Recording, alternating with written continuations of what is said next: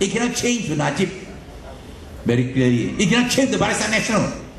They can only be changed if there is a new government, Pakatan Rakyat government. And we are at a moment in history where this is possible. In 2008 general elections, nobody knew or expected that there would be that political tsunami. PAS, DAP, PKR, we didn't expect that. The people were ahead of the DAP, PAS and PKR. And that's why it was after the 2008 general election that Pakatan Rakyat was formed. Pakatan Rakyat was not formed before the 2008 general election. It was after, on the 1st of April 2008. Of course, after 5 states, 1 year later, they grabbed back Perak by illegal, unconstitutional means. They robbed the people of Perak their political rights to have the government of their choice. But never mind. Next elections, we will take it back. Next elections, we will take back Perak. We will not only take back Perak, we want to go further. We want to have this change at the federal level as well. Of course, in the state of Sabah, in the state of Sarawak, the possibilities of change of state power are also there. I've always believed, right, that there seems to be a 9-year cycle of political change in Sabah. 1967, your first Sabah state elections, Tun Mustafa, Chief Minister, 9 years. 1975, topple, Berjaya, Party Berjaya came into power. Then, few months later, unfortunately, you have the 666 tragedy. Tun Puat and all the core of the best of the sons of Sabah perished. But Berjaya, 9 years, 1975 to 1984, then toppled by PBS, Joseph Paring Kitingan, also 9 years, 1985 to 1994, yes. Barisan Nasional came in, promised a new Sabah. Rotation of Chief Minister among the 3 main groups. But now in 16 years, what do we see? A Chinese 2-term, Kadazan 9 months, UMNO 11 years. Where I got rotation of power. So 1994, 9 years, 2003, no change of, no new opposition topple the incumbent government. But I think an important watershed nonetheless was the scrapping of the rotation of chief ministership 2003. 9 years, 2012. Will something happen in 2012 in order to show that there is indeed this 9-year political cycle? 2012. We don't know in next elections. Okay, we don't know whether it's 2011, 2012. But after Cebu, likelihood of 2012 is more likely. After the Cebu by-election, 2012 is more likely than 2011.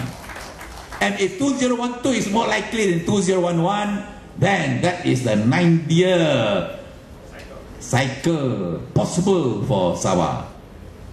Pakatan Rakyat government in Sabah, Pakatan Rakyat government in the Federation of Malaysia. That is possible within the hands of the people of Sabah.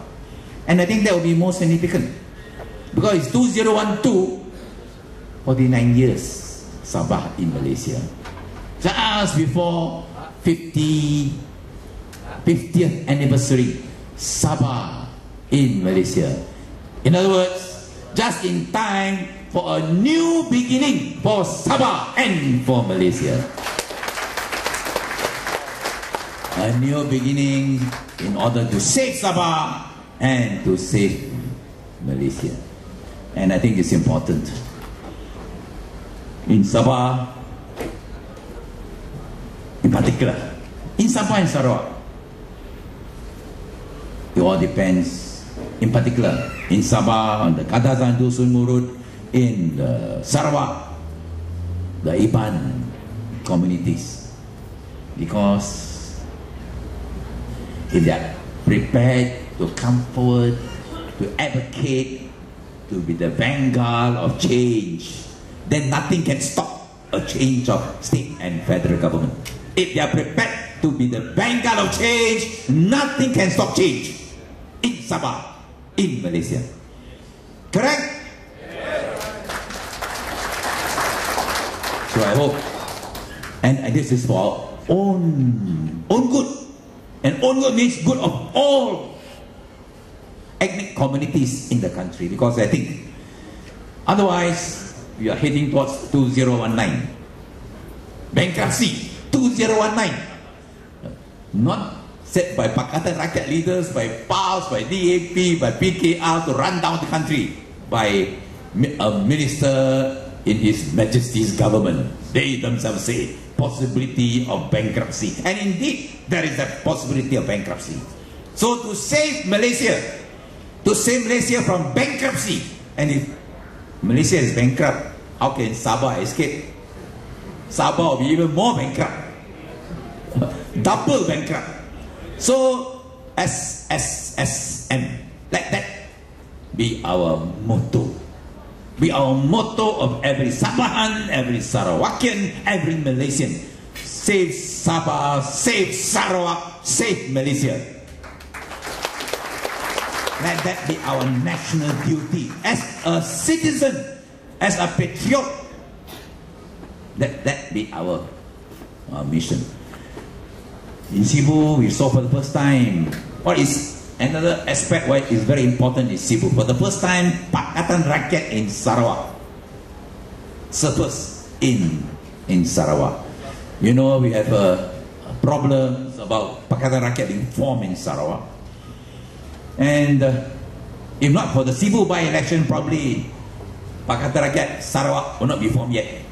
But because of the immediate, clear and present challenge of Cebu by-election, Pakatan Rakyat was formed, and it has demonstrated the wisdom of that decision. We see all the leaders from the three parties nationally, PAS, PKR and DAP, and in Sarawak, the Sarawak National Action Party, Sarawak National Party, SNAP, working together, and to show to the people of Cebu, to show the people of Sarawak the workings of an alternative coalition, that Malaysia is ready for a maturation of democracy with the emergence of a two coalition system, because otherwise UMNO hegemony will continue. And Cebu by-election shows that it is possible.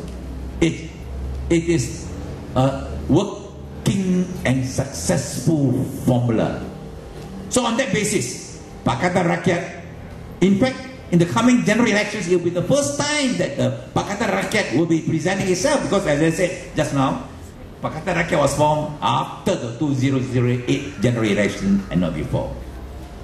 So Pakatan Rakyat is Sarawak, in Sabah, in Malaysia, a one-to-one fight.